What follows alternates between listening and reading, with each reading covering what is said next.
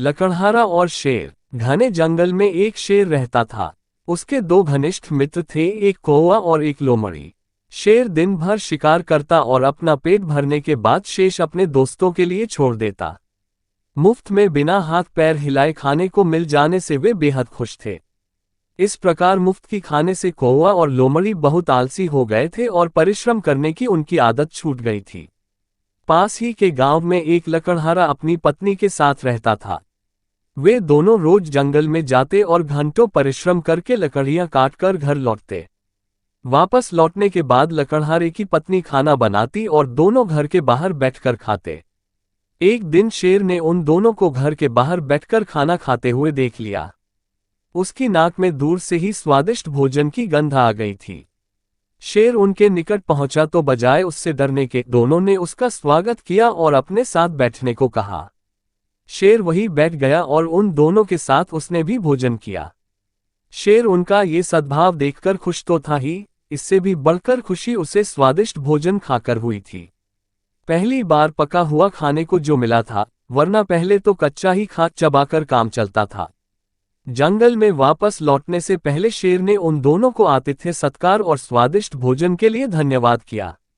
जवाब में लकड़हारे की पत्नी ने उसे रोज वहीं आकर भोजन करने को कहा। शेर के लिए तो ये सब आश्चर्यचकित कर देने जैसा था।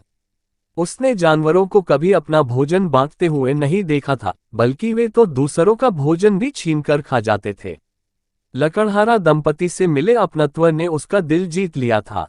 उसने रोज उन्हीं के पास जाकर भोजन करने की सोची। अब शेर रोज वहां आता और उनके साथ भोजन करता। धीरे धीरे वह आलसी हो गया, यहां तक कि शिकार करने से भी कतराने लगा। शेर में आया ये परिवर्तन उसके दोनों साथियों के लिए परेशानी का कारण बन गया, क्योंकि अब उन्हें बैठे बैठे खाने को नहीं मिल रहा था।